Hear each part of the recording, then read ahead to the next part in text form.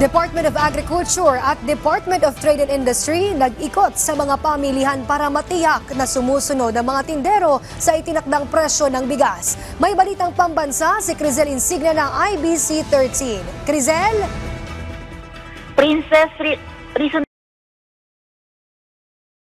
Sinabi yan ni Agriculture Secretary Francisco Chu Laurel kasunod ng isinagawang joint monitoring ng nila ng DTI sa pamilihan sa Pasig.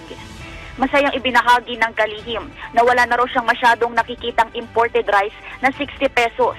Paliwanag niya, ang mga imported na bigas na nagkakahalaga ng 58 pesos pataas ay matatawag na niyang profiteering.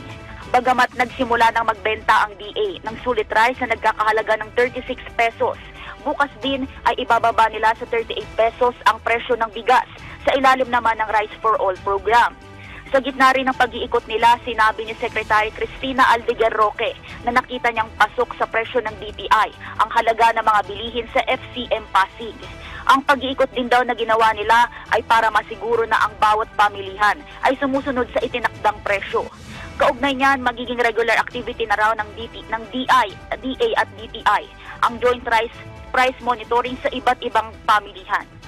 Mula sa IBC 13, Crizel Insigne ng Balitang Pambansa.